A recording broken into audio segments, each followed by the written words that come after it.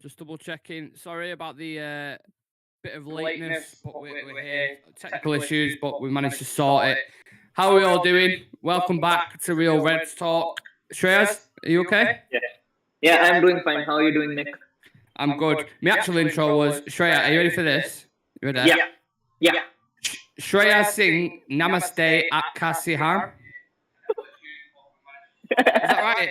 Is that good? Yeah. Namaste, aap kaise and hain.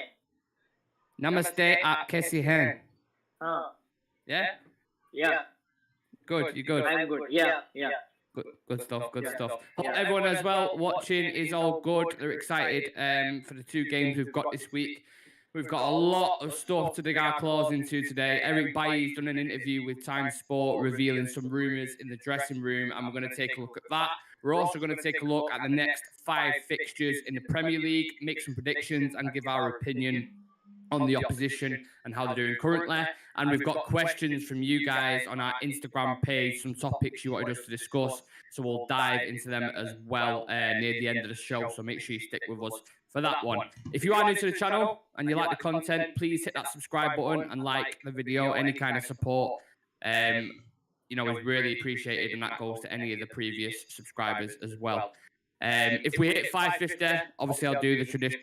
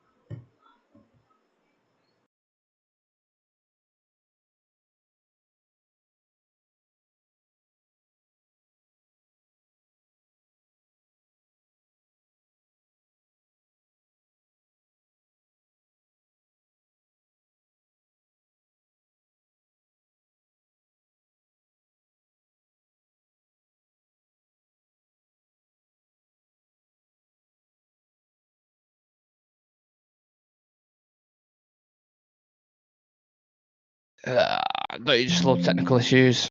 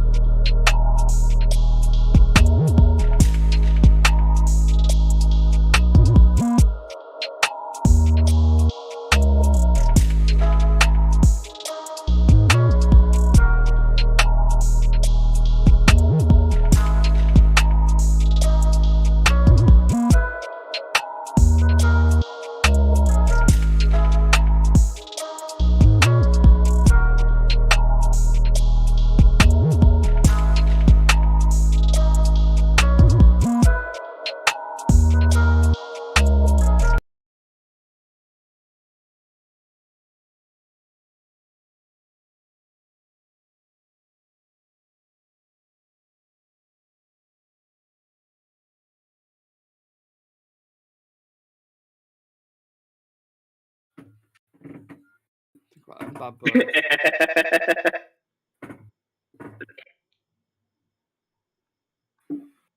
Yeah, I think we are we good to go? Yeah, Are we good. back live? Yeah. Yeah. Audio's fine. You can hear me. Yeah, I can hear you. Everything is good. Absolutely perfect. Right, okay then, let's start this show off again, shall we? Apologies about the audio issues, guys. Hopefully they're sorted now. We don't have to worry about that. How we all doing? Welcome back to Real Reds Talk. This is your weekly news show hosted by myself. Alongside me today, we have Shreyas Singh, Namaste App Kasihan. Is that right? Yeah, I'm good, Nick. Lots of stuff to get into, it seems today. Absolutely. Like you just said, a lot of stuff to dig our claws into. Eric Bailly's done an interview with Time Sport revealing some rumours in the dressing room. We're going to take a look at that. We're also going to take a look at the next 5 fixtures in the Premier League, make some predictions and give our opinion on the opposition we've got. And we've got questions from you lot on our Instagram page, some topics you wanted us to discuss on the show live. So we'll dive into them a little bit later on. Make sure you stick with us for that. If you are new to the channel and you like the content, please hit that subscribe button and like the video. Any kind of support means the absolute world to us, and that goes to previous subscribers who are already subscribed to the channel as well. We really appreciate that, so thank you. If we hit 550 subs whilst we're live, I'll do the shot of whiskey as it is a tradition on this channel. Without further ado, Shreyas, let's jump into it. So Eric Bailly's been talking to the Times, and we've got some really interesting comments that have come out from Eric Bailly regarding his time under Ole Ragnick, English bias in the dressing room, the new manager, and his playing time. So make sure you lot jump in the comment section as well and give us your opinion on the quotes that I'm about to read out, because it's interesting. It's a lot of divided opinions online regarding this kind of interview. So it'll be interesting to see what you lot think. I'm going to read out the quote, Shreyas, and then, yeah, just kind of give me your thoughts on it. So Eric Bailly said the club United should avoid favouring English players and give everyone a chance. The club should encourage competition in the dressing room. I always had the impression that the English player was favoured. He's also said that's not the case at Chelsea or other big Premier League clubs. Some take it for granted that they're going to start, and that weakens the team. Fortunately, Ten Hag has a lot of character, and I hope he can change that. What do we think about that?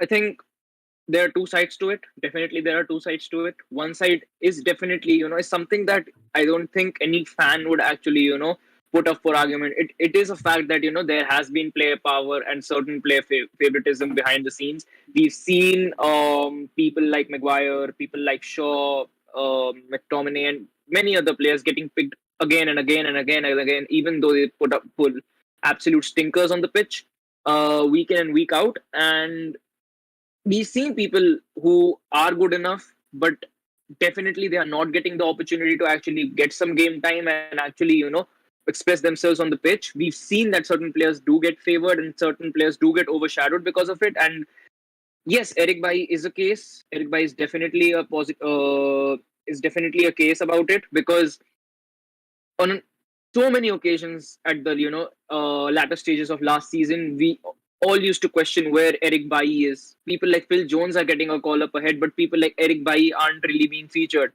Even though I would say yes, his fitness issues and his consistency has been a big issue. But when it comes to comparing them just on the basis of their quality as centre backs, Eric Bailly, I would say, except Varane, would possibly be one of the best centre backs we had at the club last season. And yes, we saw players like Maguire getting, I think not even Eric Bailly. You could make the same case for Victor Lindelof. Victor Lindelof was pulling out man of the match performances under Ragnick alongside Rafa Varane. And he unfortunately had a mishap at his home and he had to drop out of the squad. 2 weeks he was out. And when he came in, Maguire had taken his spot, even though Maguire wasn't playing well. And everyone expected Victor Lindelof to actually, come into the squad and once again be a starter for us. 4 weeks after 4 weeks, we see Victor Lindelof once again being used as a starter for the next 4 fixtures, or I think 5 fixtures. Maguire was being used for no reason, even though he wasn't playing well. And then we see players like Lindelof playing as a right back. Just because they're playing so well, he's undroppable. We are playing him in a position where he's not accustomed to play to.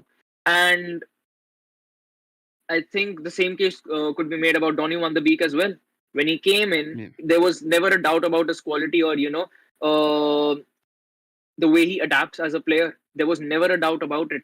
He came in, he looked good in the preseason, especially I would say in the last season's preseason where he and Matic were being used as two pivots in the preseason. It looked like the best midfield we had in years.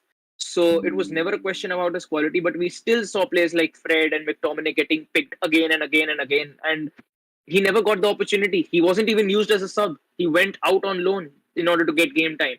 And it just shows that there's definitely something going on behind the scenes. Of course, there is some players who are being favored. There is player power, and we definitely. And I think Eric Bailly, now that he's gone, he's pretty much come out of it because I think he's out of that bubble of Manchester United where he would say something and it would actually, come back to actually bite him really hard. He's now at Marseille. He's in a much secure position to actually come out with facts or something that he actually feels because it's, I think with Bailly, it's something that has been, growing for quite some time now because um under Ragnick as well, you used to see him coming out in the comment section of Manchester United's Instagram page where a person said, "Why don't you start Eric Bailly?" And he just commented on it, "What are you talking about?" and with a laughing emoji.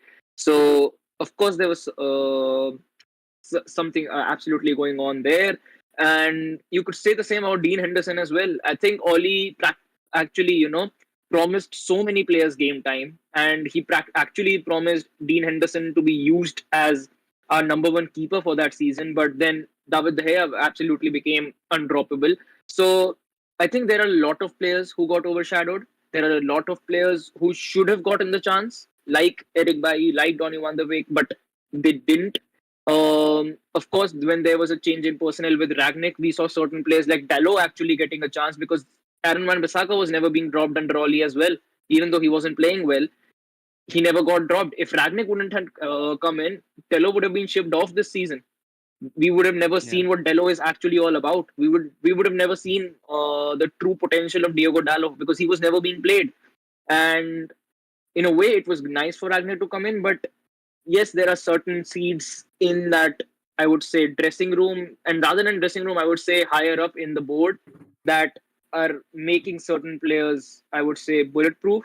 But now that Ten Hag has come in, I think that uh, I would say to a certain extent that has gone out because we've seen players like Maguire. I would say Maguire is one of the biggest figures in the club when it comes to someone being undroppable because he is the captain. But we've seen him drop out of the squad for the biggest game of the season in Liverpool, then Southampton, then Leicester, and now against Arsenal as well. Yeah, very much like an onion. There's a lot of layers to this story, isn't there? And if you really dive into the past couple of years, 2, 3 years, Yeah, there's so much going on surrounding even this. The things that Eric Bailly is talking about. It's just like layers and layers and layers of like a lot of stuff that's gone on. And we've gone on record on this channel and said multiple times, no matter how bad Maguire, Shaw, Rashford played under Ollie, especially, and Rangnick as well, they would never ever get dropped ever. And then that automatically eliminates competition and breeds like a really bad environment within the club. And you get players coming out saying this. And I don't think the comments that he's the quote I just said then, I don't think he's particularly wrong. yeah, Particular, I can't speak. I don't think he's wrong. I really don't because we've yeah, seen it happen with Jesse Lingard when we yeah. could have sold him in that summer. And then Ollie was like, no, stay. You'll get game time. Don't worry about it. Just stale on the bench quite a lot of times. You got Happened to the odd kind Cavani of as well. happened to Cavani, told him stay. Then he brought in Ronaldo, and Cavani was Yeah, pissed off because he wanted to go back to South America. And then Donny van de Beek, as you touched on, then it was like, no, stay, you will get game time. But then Ragnick ended up loaning him out to Everton. And yeah, then he's just like completely, his career, to be fair, now the past couple of years is just really unraveled. And he's at a point now where it's like, don't really suit the Prem. Where's his next destination? I think, at least. There's a couple more comments I want to touch on as well regarding Eric Ten Hag. He's mentioned a few things about the manager, so I want to get your thoughts on that. He said, I met Eric Ten Hag at the end of last season when he went to sign his contract. I was packing my bags because my intention was to leave, but he told me that he wanted me to stay because he was going to give everyone a chance, basically. He also said, I agreed to tour with United and he kept his word. but I don't want to play once in a while. I want to play every week and feel important. Very strong comments there from BAILLY. Yeah, I mean, once again, he is a player who's pretty much in his prime years now. I think there is nothing. I would say we won't see Eric Bailly, I would say, after the next 5 years. That is a certainty, Yeah. and he's pretty much, he's at that point where he has to either play week in and week out, get that game time, or he'll never actually be able to play like that. And at United, it definitely wasn't going to happen because we've got Rafael Varane. Then you've got a 55 million signing in Lisandro Martinez. Then you've got an 80 million signing who's still the club captain in Harry Maguire. And then you've got Eric Bailly, and then you've got Victor Lindelof in the club as well, who is the captain of the Swedish team. So there is a big hierarchy there. There is definitely a big hierarchy there. And for him to actually get game time would really, really be difficult because I would say, even if Varane got injured, there would have been an opportunity, but for him to get that opportunity would have been difficult considering the situation at United right now, because I would say things are still on the road to recovery. I think it's certainly not a clear picture yet. Some things are still there at the club that definitely need to be changed, and I think it will change gradually, but it will take time. So from his end, I do understand why he wanted to go out. What I don't understand is why we gave him a contract extension up until 2026 if we didn't really, had the intention of playing him week in and week out. If we didn't give him that contract extension, we could have easily sold him. And now we've got a player like Eric Bailly who's on contract till 2026. We can't really do anything about it. And he's gone on loan to Marseille. And if they end up qualifying for the Champions League, they only have to pay us about 10 to 12 million for him. Yeah, there's a couple of comments I want to touch on there. Adam's made some great points in the chat. Yeah. He said we sell false promises and it isn't right. We can sign players as rotational player and not sell them a contract starting. They're starting, but leaking should be a contract breaking offence. If I leak insider information in a big company, I would be fired. There should be no exemptions for footballers. Just going back to kind of Bailly as a player, I certainly think he has the capability to do a really good job for another team, whatever team that is in Europe. Obviously, at the minute it'll be Marseille because that's where he's gone out on loan. But a positive from the quotes I've seen there is that the manager sticks to his word and actually doesn't give players false hope. He's actually saying, "I will play you," and he would have given him a chance as well. But I think it's a year too many for Bailly. I think it's been at a point now where he's been like since Jose Mourinho brought him in, didn't he? So he's had Jose as a manager, he's had Ollie as a manager, and then Rangnick, and then it's only really Jose Mourinho where he got a proper chance. Exactly. And was in the squad for quite long. And so I don't blame him at all. Ollie as well, under Ollie as well. He used to play really good. He used to come in, used to play really good. Next week he used to get dropped. Yeah, well, I'm glad you said that because that's the next quote. I'm going to get into there. So this is literally come from his mouth. He said, "I had good times and won titles. I played important matches and I was voted man of the match in some. I think that when I was given my chance, I was up to it. I just lacked consistency." Which I can't remember what year it was. We played Chelsea in a massive game. Exactly. Yeah. The second leg that we had against them at Stamford Bridge, where Maguire scored the header. He was rock solid in that game. Solid. Yeah, then absolute worlder. And then the next game he got dropped. So I would, if you put yourself in Eric Bailly's shoes, or let's say football boots, for example, I would be 100% frustrated that someone who's dropping clangers next to me in Harry Maguire, or even Lindelof was really bad at points in his career. I'm putting in man of the match performances, and then you're still dropping me, even though I'm fully fit to play these guys for whatever reason that is, beyond whether it's contractual reasons or whatever it is. Because even the fan base at times like, why is he not getting a chance? I was certainly pushing it. Like people on this channel know that I was saying he deserves an opportunity. He's played well. He looks, especially if you're going to bring in Ten Hag, who's going to play a high line. Obviously, if Varane and Lisandro playing well now, there's no doubt. I don't want him to change anything. But in hindsight, or let's say my perspective was, if Ten Hag's going to play a high line and this aggressive, proactive football, Eric Bailly would be the perfect centre-back for that because he's got recovery pace, he's extremely athletic, and he's great in the air. And we've seen that in the preseason as well. Whenever he used to feature for us, he used to go on solo runs, connecting through the midfield, just bursting through with the attack as well. And except that, I would say one of the biggest things that got highlighted during the Arsenal game was Lisandro got a cramp because obviously he didn't really have that much of a recovery time, and then he got put against Arsenal, a full, I would say, full fit Arsenal side who was pretty much putting us under pressure every single moment they could. And I still remember when he went out and we saw Harry Maguire coming in, even though the Yeah. scoreline was 3-1, everyone thought that, it is still possible that we might bottle it because it is still possible. Yeah. It's And true. that's why. And Eric Bailly has that same warrior mentality as Lissandro does. Exactly. So if just imagine someone like Eric Bailly coming in, Arsenal wouldn't even have thought about getting even one goal in that game, because Yeah. when you do bring in Eric Bailly, you do bring in that sort of protection. You know that he's going to be absolutely physical. He isn't, he's not gonna budge from any single physical battle like Lisandro did against Gabriel Jesus. He's the same kind of player. He has the same kind of mentality. He goes in without caring about anything, puts his body on the line, and yeah, I think it was unfortunate as to how things turned out for him at the club. He definitely has better ability and quality than certain centre backs we've got at the club, but it is the way things have been running at United for quite some time now. So we can't really. Let us know what you sorry, Shreyas. Let us know what you Yeah, think in the comment section, guys, about this Eric Bailly interview. It's obviously sparked a bit of a debate amongst the fans and online. A lot of the things he's saying has substance to it, and there's a lot of truth. If I was to kind of play devil's advocate and flip it on its head, yeah, Eric Bailly has missed 103 games through injury. I don't think the only reason why he didn't get picked was English bias in the dressing room. You need stability and consistency in a back four or a centre back pairing. And a lot of the times he wasn't available because of injury. He had a knee injury that kept him out, just a single injury for 76 days.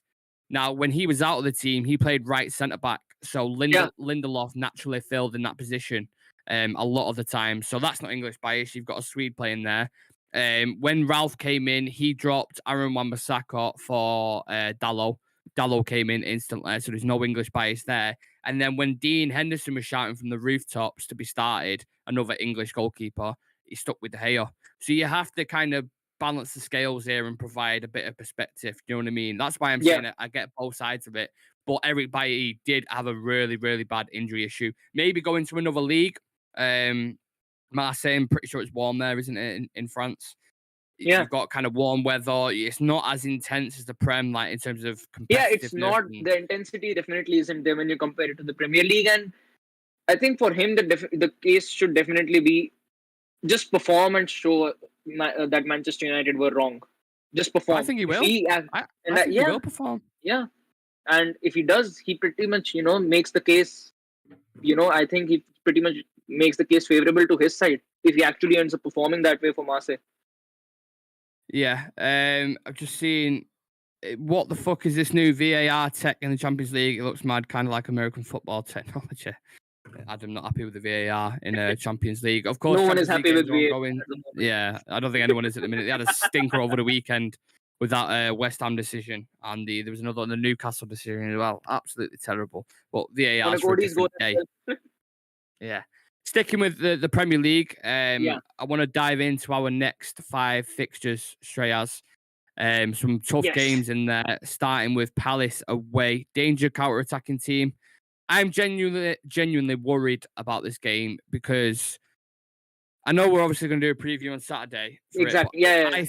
I think what they're going to do is they're going to let us have the ball and play how Ten Hag actually wants to play with 70% possession, and they're just going to hit us on the counter with Eze Yeah. and Zaha.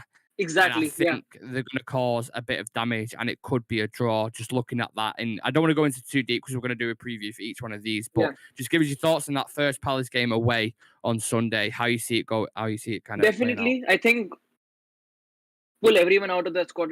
I think it would just be Zaha that would be causing us problems because he's blessed with pace. And yes, we'll be having. I think we'll be having most of the possession, and we'll be the ones who will be dictating the pace of the game. Uh, I think it all comes down to how Ten Hag is able to rotate his squad, because we've got the match against Sociedad on 9th September, and they've got the match Yeah. against Crystal Palace on 11th September. So there's just one day for recovery. And I would say in that Palace game, you have to play Varane and Martinez. You have to play Varane and Martinez. There's no way we can play either Maguire or even Lindelof in that game, because if you want to play a high line, you need Varane. If you want to play a type of football where the defense, even though it gets pressured, they're able to absorb the pressure and make progressive passes and actually play out of pressure and play out of the presses, you have to play Martinez. And then you have to play Diego Dallo and Malacia as well. So I would say if we are able to stick with the back line, the same back line, we can still work with it. We can still go through Palace very easily, because I would say for Palace, if you have to shut him down, you just have to, especially in a game like we have, I think you definitely just have to shut down Zaha, because we've seen that against Arsenal as well. We shut down Gabriel Jesus for 30 to 35 minutes. Arsenal didn't know what to do in that game. And with Arsenal, the thing is they've got better players in Martinelli, they've got better players in Martin Odegaard, Saka, Emil Smith Rowe. There's a lot of versatility in their attack. So they do have that option to, actually change things about some players growing into the game after that. But with Palace, the thing is, if you shut down Zaha, they're gonna panic. They won't be Do you able think to. they'll? Do you think Yeah, they'll look to exploit because of how much fun Saka and Martinelli had on them wings? Do you think that's where Palace will target to get in they behind might and to they cause might damage? target, but one thing that I've seen up until now is Ten Hag is learning from his mistakes. We saw Mm. against Southampton how many times that back post was getting exploited. The way where Diego Dallo played, every single attack they made, they used to exploit that back post. Next game against Leicester, that problem never came about. Even though they tried to target it, Dallo was absolutely incredible in that game. Next Yeah. game against Arsenal, but in the Leicester game, one thing that was kind of shining a lot was we were getting a little soft in the midfield. We were holding the ball a bit too much, Hmm. and it was getting kind of crampy when it came to the midfield battle. Fast forward to Arsenal, McTominay was moving the ball much quicker. McTominay was actually able to make the interception and pass the ball forward within 5 seconds, which we've never seen in our lives. Um, and for I would say for quite some time in that game, we won the midfield battle with McTominay in that squad. So Mm. yes, he's What do we definitely think working. overall as a prediction? What do you think?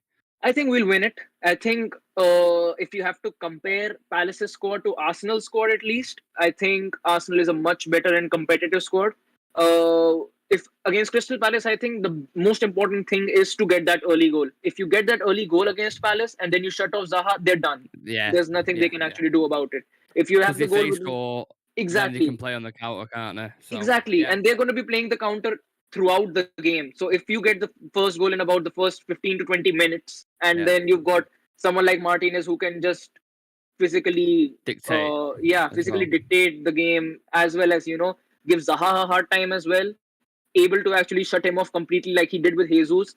There's no way Palace can come back into the game, and then we can practically see, the first time we can see Eric Ten Hag's style of football, where we dominate the possession and play out from the back, string together passes, create overloads of the flanks. And I think it's gonna be very, very interesting as to how he picks the squad against Sociedad. Because if he actually goes with McTominay for Sociedad, it's certain that he's gonna go with Casemiro against Palace. If he goes for Casemiro against Real Sociedad, and it's certain that he's gonna go with McTominay for Palace. So I it's gonna be key think as to how he picks the squad.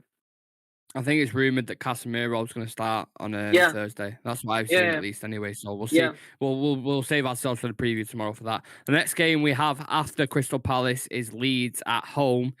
Bit of a mixed bag at the minute. They started off really well. They went up to like third or fourth. I think they've got some decent results under the new manager. Yeah, Only 4 points behind us in the league. And it's obviously always an interesting game against Leeds. So I'm extremely excited for that. But I don't think it'll be like how it was under Bielsa and Ole. I think it'll turn out a little bit different to that and it'll be a bit more tight and cagey. And obviously, with it being Leeds coming to town, it's always a bit of a war and a bit of a kick in. So much like the Arsenal game, I think there'll be a bit of a rough and tumble between Martinez and the yeah. Leeds attackers. But yeah, how do you see that playing out if you give a prediction on it? I think with Leeds up until now is they don't really have an identity yet. If anyone has seen them up until now, you might see the game against Chelsea where they won 3-0.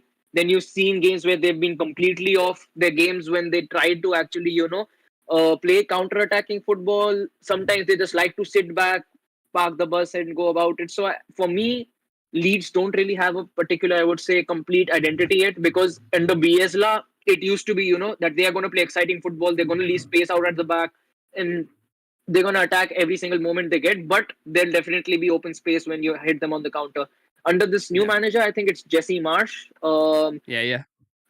I don't see them having a clear identity yet. They're also under a lot of pressure. They still haven't been able to fill that void left by Calvin Phillips in that CDM spot. That is definitely prevalent. Massive loss for him, that exactly. Rafinha and Phillips. Yeah, and I think that's the two positions that are actually struggling in that squad. Because except that, I still think that Leeds have been playing decent at times, but I think for me the prediction would definitely be in that Leeds game we will see the return of Cristiano. We will be seeing him back in that Leeds very game. early prediction. Yeah. I am a fan of Rodrigo for them. I think Rodrigo's a good player, and I like Harrison as well. I think he's a good player. So I actually think, I think one of the lads, I can't remember it was off the channel, predicted Leeds to go down, but I can't see that happening. I think they've got a good enough squad to kind of stay up and maybe finish mid-table or a little bit lower. We'll see what happens with that. After that game, we have the big one, the big boy, Man City away, Derby Day. Absolute massive game. You've got Lisandro versus Haaland again. You've got Casemiro maybe versus De Bruyne. Yeah. Do you think we could possibly damage them on the counter again? Will Pep be kind of naive in that sense? Will we get a reality check? Give us your thoughts on that. I don't think we'll get a reality check because we've already gotten it against Brentford. There's no other way we can actually have gotten a reality check. Brentford was enough for us. Brighton was enough for us. For every United fan, we all know that we're still growing. We're still actually, working step by step. We're building blocks, and he's cemented the back line. We've seen that how Erik Ten Hag is working. He's working it out from the back. First, he's going to sort the defense, then the midfield, then the attack. And for the first time, I would say I'm confident. In a big game like against Manchester City. I'm confident because you never know if we actually, are going to play counter-attacking style football. Because the thing under Ten Hag has been that even though we haven't had that 60 or 65% kind of possession, when we've had the ball, we made the most out of it. We played really, really good football. We made really, really good passes. I think one of the players who's actually fundamental to that system is Christian Eriksen. I think he's the one who holds down this entire squad in that midfield. If he wouldn't be here, I don't think this system would actually exist. I think he definitely deserves huge praise. And you never know, we might even go toe to toe with City. The way we're getting better and better and better every single week. And who knows, up until the Man City fixture, you've got Casemiro settled into the squad. You might have gotten Anthony pretty much, at his comfort zone in the squad as well. Lisandro is still not comfortable in the squad. He's still easing his way in. I know people aren't seeing it in that way, but he's still new to the league. And the way he's performing is absolutely fantastic, but he's still adapting. And if Cristiano Ronaldo might also be able to, cement his place back into the squad up until that time, I would still say, no matter what City pull out, we do have that trump card in our sleeves. We've seen that against the likes of Arsenal, and we've seen that against the likes of Liverpool as well. Well, that's why I was going to say it, because obviously Arteta is a student of Pep. He wants to play a very similar way to how he does, and he was a little bit tactically naive in that game in the last one, as we saw from the third goal when he took the wing backs off, played with the back three, pressed up, and Rashford just absolutely killed him. And I think the way Pep very rarely changes his style when he's in the game. It's just attack, keep possession, keep bombarding him. And I think we could really hurt them on a counter attack. So it'd be interesting to see how that game goes on. I think Martinez the biggest thing in that game would definitely be Martinez versus Haaland. Martinez, up until now, has had Haaland's card in the Champions League on both the occasions. Haaland absolutely struggled against Lisandro Martinez. Ten Hag has come up against City before, and he's a disciple of Pep. Once again, he's learned off him. Yeah. Um, so it's going to be a big fixture, not just because of Manchester derby, but because of other reasons as well. Casemiro is into Yeah. the squad. He knows a thing or two about beating City as well. He's coming off quite the run in the Champions That's a League, good beating point. them That's a in good the point. final moments as well. So I think right now the biggest thing that we have over City is we have a good mix of veterans who are actually still in their prime and youngsters as well. That is the Yeah. thing that we've got in the squad after quite some time. Just a couple of comments. Lads, I genuinely think we can finish second or third. Chelsea look absolutely awful. I take it Chelsea are losing or getting Yeah. battered. I'm not entirely sure because I'm not watching. A lot of debates going on about where we're going to finish in the league. Some bits about Scousers and yeah. I think Adam might be drinking some whiskey. Moving on to the Everton and Newcastle game. We've got Everton away, scrapping for points at the minute. Goodison is a fortress at times. He held a 0-0 draw with Liverpool in the Merseyside derby and probably should have won that game as well. Yeah. Anthony Gordon in really good form for them. Looks like a dangerous player. Obviously, it's in a few weeks' time, so it's not like it could be injuries during that time. There could be thinking, but just a prediction on that game. I think Everton more away. than Everton, I'm not scared about Everton because I still think they are grinding it out every single game. You can't grind out every single game when you've got a squad like Everton's. For me, the biggest game in would be Newcastle. Newcastle have given a lot of teams a lot of issues. They've managed to they were unlucky not to beat City. I still believe they Mm. could have won that game. I think for me it was up until now it was the game of the season. The way that game was played, I think Eddie Howe is doing a, an You incredible can tell job at the players Newcastle. are buying into Eddie Howe's philosophy, Yeah, can't you? and I think like I've said, Christian Eriksen is fundamental to Manchester United's playing style. Bruno Guimaraes is fundamental to Newcastle's playing style, Mm. and I think Newcastle will be a tough game, no doubt about it. I think they are another team like Brighton who are going to cause a lot of headaches to a lot of teams this season.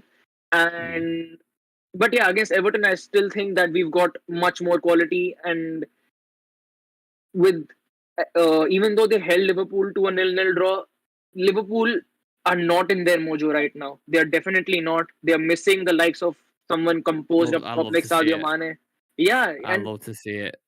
and the way they've gone out and signed Arthur Melo on loan, who's not really had the best time at Juventus. Mm. He's pretty much been invisible at his time at Juventus, I would say. And now he's come to Liverpool, so he's already under a lot of pressure. Even though I know Klopp signings have always been a hit, I've seen players like Thiago come into the league and struggle, even though he came from Mm. the German league and off a Champions League win. Arthur is coming off a Juventus squad who has been struggling a lot, and he hasn't even been playing regularly for them. So for me, holding Liverpool to a draw is easier if I compare it to holding City to a draw right now, and that's what Yeah. Newcastle have done. So Yeah, they played well. They played really well in that game, exactly, didn't they? And the thing yeah, is, with Newcastle, they have a very physical team. So they've yeah, got the likes of Joel Linton, Lascelles at the back, and obviously Nick Pope's a very big keeper as well. But then they've got kind of really quick counter-attacking players like Saint yeah, Saint Maximum and Maximin. Almiron who can hurt you. So it's you never really know, like they can hit you on the counter if they need to, but then they can play long ball and hurt you like physically because they did And that a they've lot got good against centre back City. depth as well. I think they signed Etiquette, they've got Botman as well, who are Yeah, yeah, really decent centre backs. They're really decent yeah, centre backs. And I think Newcastle is definitely a team who, in the upcoming, I would say it's not a matter of years with Newcastle. It's the matter of number of windows they get, the number of transfer yeah. windows they get. They've done good business in the past two windows, and I think in the upcoming next three windows, they're definitely going to be able to cement their full 11, where you can actually say that Newcastle is ready. They're definitely here now with the funding they've got.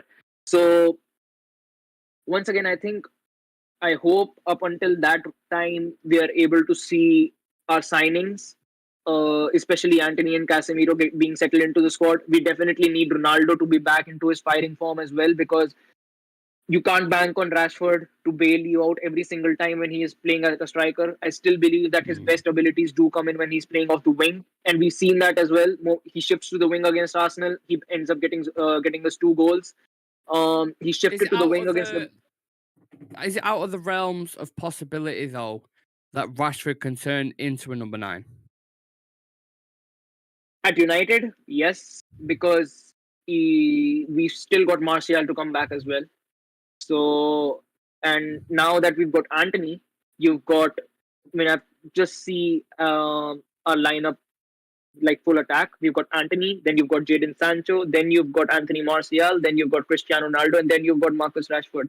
You've got two strikers in those five roles, and except that you've got Rashford, Sancho, and Anthony, and you've got Elanga in there as well. He hasn't really been loaned out, so I don't see him being regularly used as a striker once Ronaldo settles himself into the squad or when Anthony Martial comes back into his squad as well. Because even though he's been out, whenever he's played, he's looked amazing for us.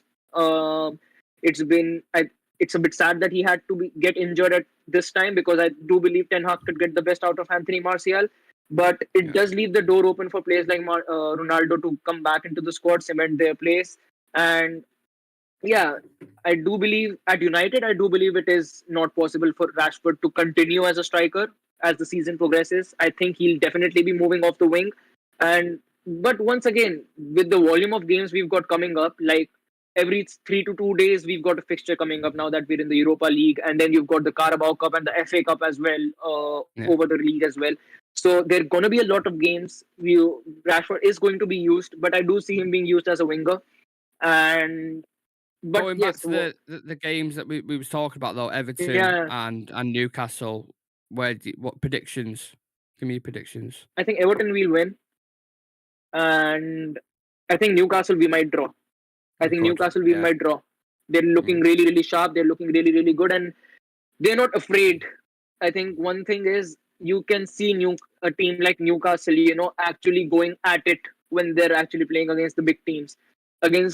And the biggest example had to be against Man City. Man City had Haaland, but players like Callum Wilson were playing so well in that game. Whenever they got the opportunity or a chance was created, Saint Maximin was ripping it apart. Bruno Guimaraes, even Trippier. Isaac now as well. Yeah, and now they've got Isaac. Exactly. So they've got a much better striker profile.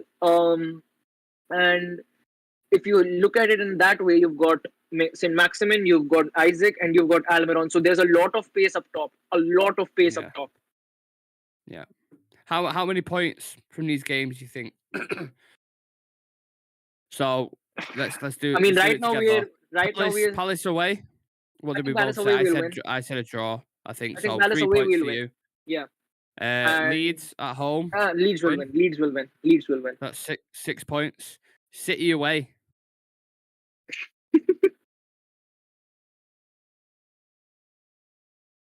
I think a draw. Okay, 7 points. Everton away. Win. Yeah. 10. And then Newcastle at home. Draw, do you say? Yeah, draw. Okay, so 11 points from them 5 games. No. I think just because it is at home, I would say win. Just because it is at home. Oh. So that's 13 points from them 5 games. That's acceptable? Yeah. Palace away, Leeds home, City away, Everton away, Newcastle at home. I think City is going to be City might be a day where we might lose. Once again, it is possible for us to lose against City. They've got a lot of quality in that squad. Yeah.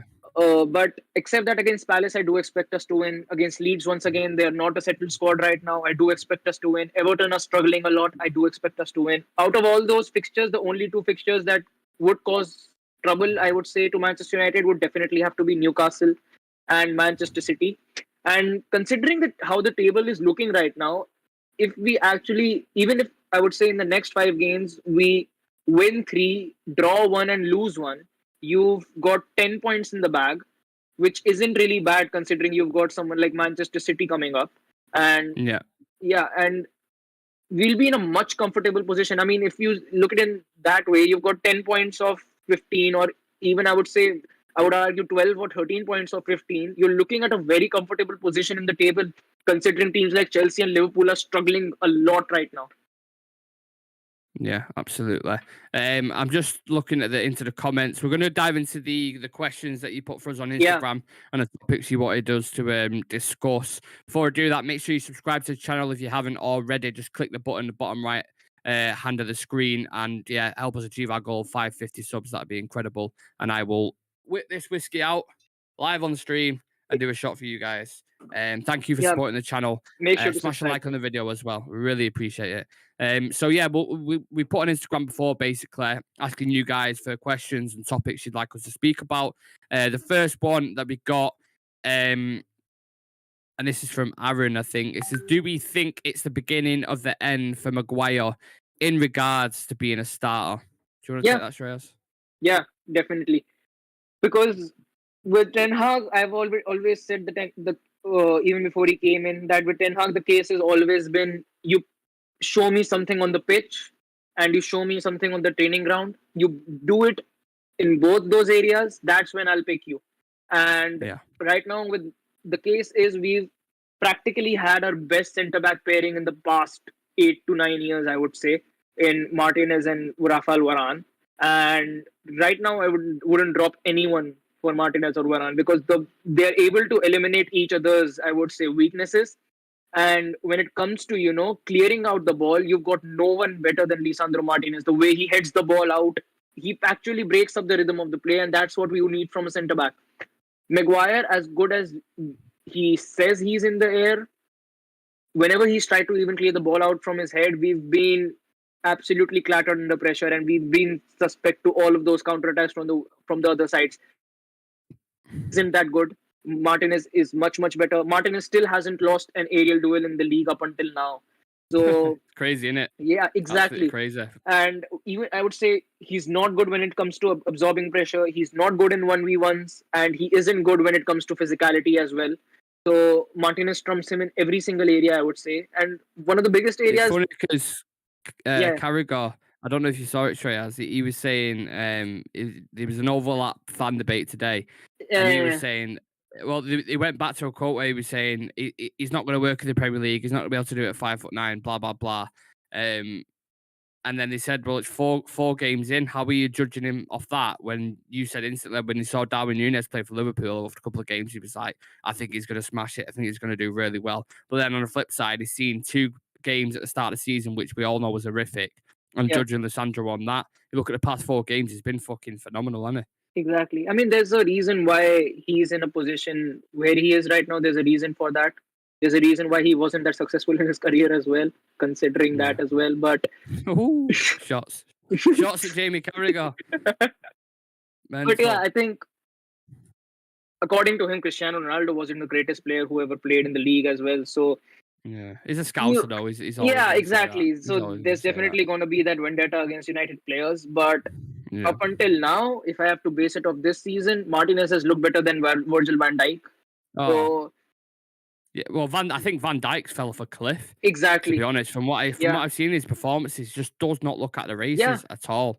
not even close. I So think players like Joe Gomez are outshining him at Liverpool right now. So I was just about to say that. I was yeah, literally just about to say and that. when In the you've got last game players I like, watched him, yeah, so yeah, I think Martinez, just basing it off of a footballing point of view, and considering that Ten Hag is going to be the manager for us for at least the next season as well, I do see him being a big player for Manchester United, because he's a very consistent centre back.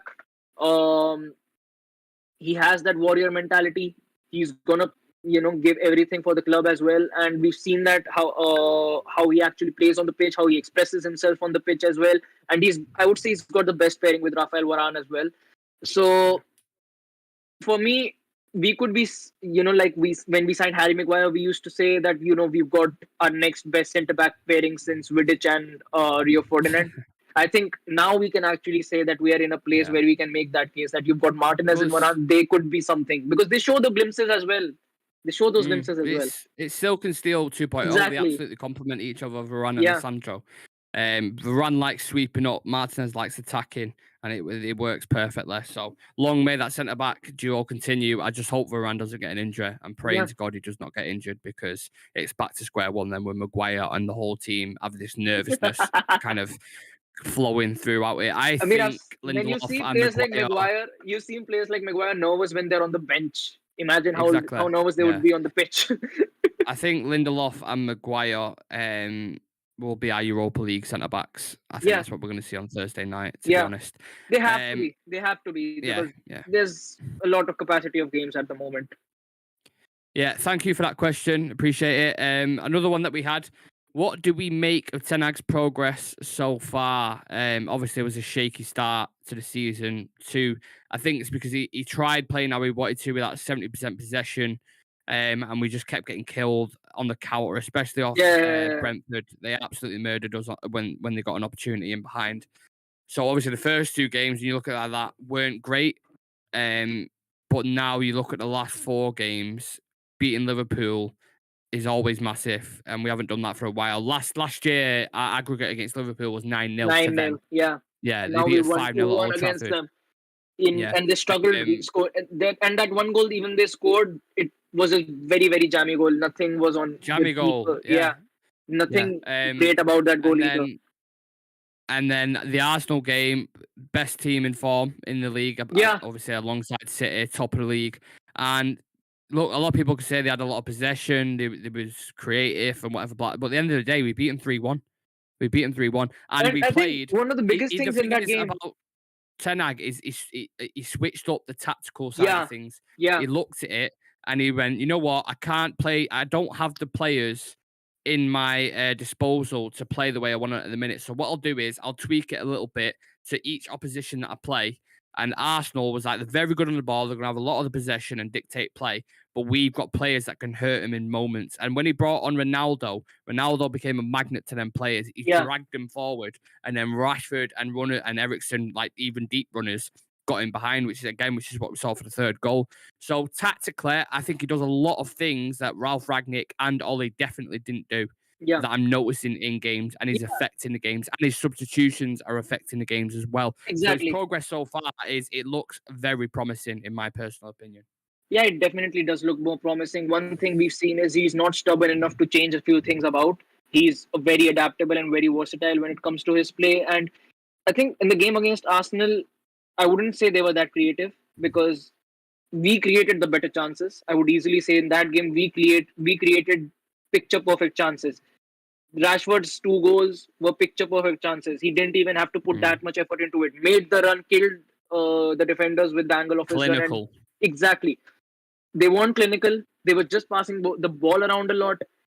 And I've said said it a lot of times. Last season, there were a lot of games where we had a lot of possession, but we didn't do anything about it.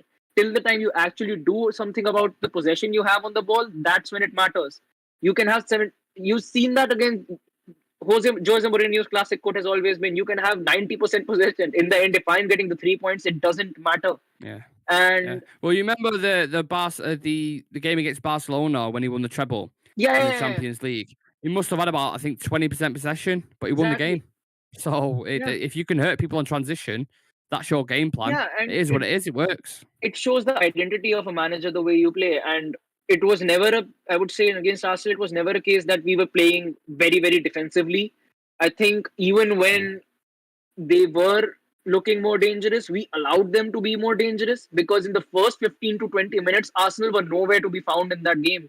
We were completely dictating the play. Exactly. We allowed them to grow themselves into the game, and that's when they got the goal. That's when things happened. The moment they got the goal, we switched things once up again. The next 10 to 15 minutes, United dominated the game again.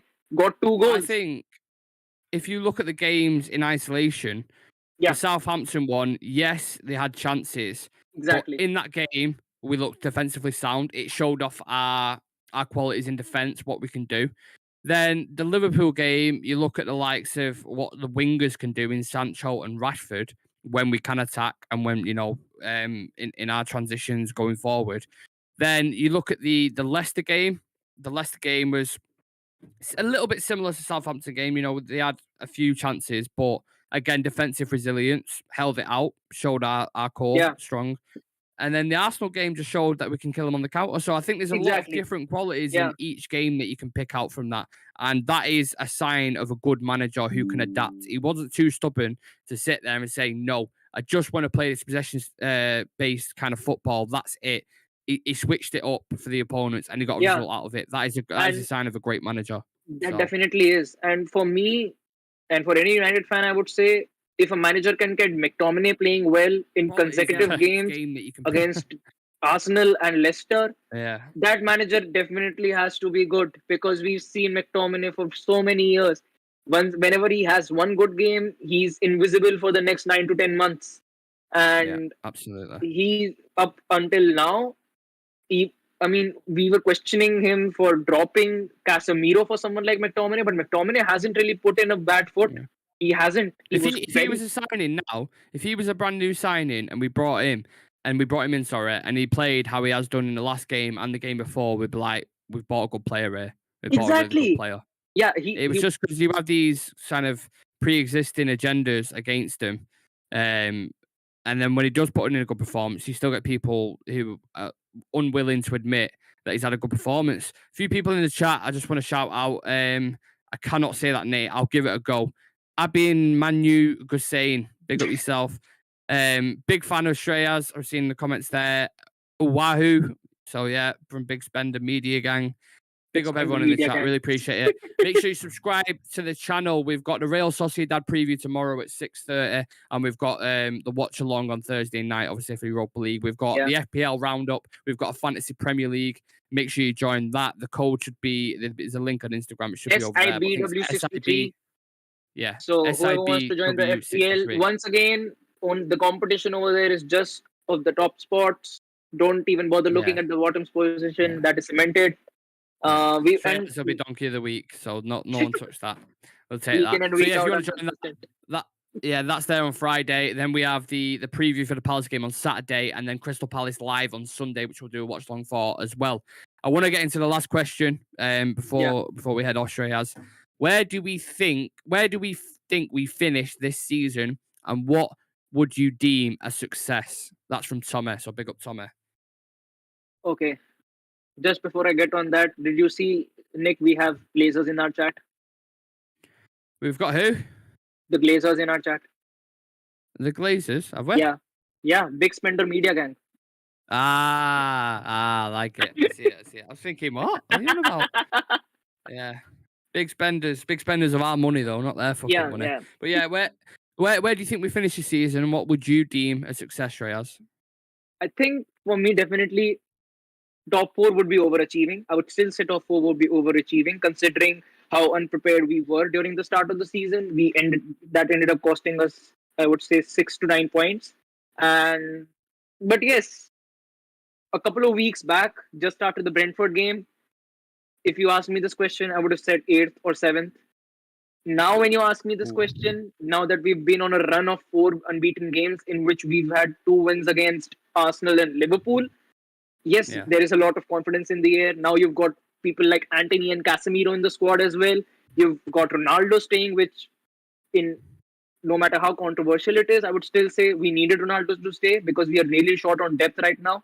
And yeah, I think with the Premier League, especially with Manchester United, it is very unpredictable. It definitely is very unpredictable. We've seen it under Oli as well. We were struggling to actually maintain an 8th or 7th position in the league. Bruno came in, we went up to 3rd. And yes, but under Ten Hag, I do see things more streamlined. I do see things growing in a positive direction. I think with every single game, we are getting better and better. We can see players like Delo, McTominay.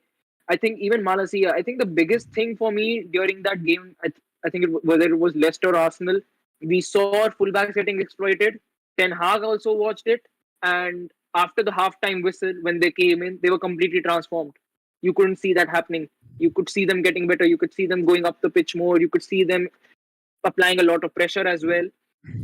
So I still believe that I think if we come in 5th, it would be more realistic. If we actually end up getting top 4, Ten Hag deserves a lot of praise because we still don't have all our pieces figured out in that squad. There is still room for a lot of improvement. But yes, top 4 would be overachieving. I still think a 5th place finish would be realistic. I think moving into the semi-finals of the Europa League would be, I would say, realistic.